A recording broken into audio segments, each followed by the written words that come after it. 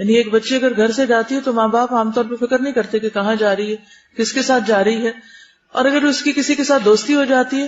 اور وہ لڑکا پروپوز کر دے تو پھر سارے گھر کی شامت آ جاتی ہے اور مارنے مرنے پہ تل جاتے ہیں اور پھر لڑکی کو بلیم کرنے لگتے ہیں اور اس کو برا بھلا کہنے لگتے ہیں. تو پہلے غلطی کس کی کہ آپ نے اتنی کھلی اجازت دی کہ وہ جا کے جس سے چاہے باتیں کرے اور جس سے چاہے دوستی لگائے، اور جب اس نے غلط کام شروع کر ہی دیا تو پھر اب آپ خمیازہ بھگتے اور وہ جیسا بھی ہے اسے قبول کرے. لیکن حرام میں پڑنے سے تو اولاد کو بچائیں، کیونکہ اولاد جب شادی کی عمر کو پہنچ جاتی ہے اور والدین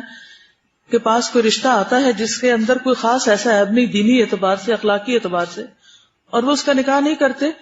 تو بچے اگر غلط کام میں ملوث ہو جاتے ہیں تو ماں باپ ذمہ دار ہوں گے. اس کا یہ مطلب نہیں کہ بچوں کو کھلی چھوٹ مل گئی کہ وہ جو جی چاہیں کریں، کیونکہ ہم پہ گناہ نہیں آئے گا، ماں باپ پہ آئے گا، ان پہ بھی آئے گا اور ماں باپ پر بھی آئے گا، کیونکہ حرام تو حرام ہے، ایسی تعویلوں سے حرام کو حلال نہیں کیا جا سکتا. لیکن دیکھنا یہ چاہیے کہ ہم اپنی سوسائٹی اور کلچر کے ان طور طریقوں کو کس طرح درست کریں. اور اس کی ایک بڑی وجہ ہے کہ چھوٹی چھوٹی باتوں پہ بعض اوقات خاندان والے ایک دوسرے سے ناراض ہو بیٹھتے ہیں. اگر کسی نے رشتہ پوچھا اور نہیں کیا تو اس پہ ناراض ہو گئے، اگر کسی کے گھر گئے تو مرضی کے مطابق خاطرداری نہیں ہوئی تو ان سے ناراض ہو گئے. تو آپ دیکھیے کہ جب رشتہ داریاں ہی کاٹ لی جائیں تو پھر کون آپ کی کیئر کرے گا؟ تو اس کے نتیجے میں کیا ہوا کہ لوگ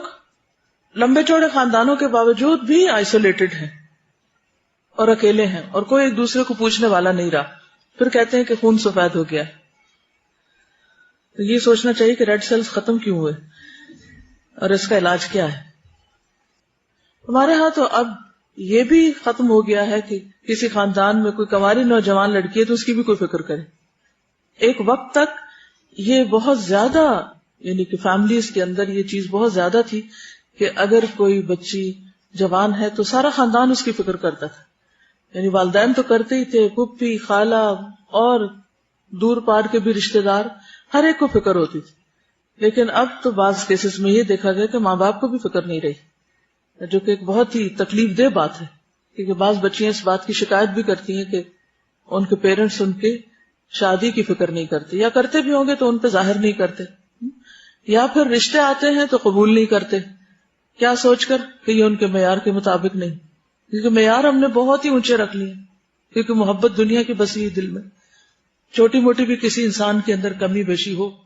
تو پھر وہ قابل قبول نہیں رہتا.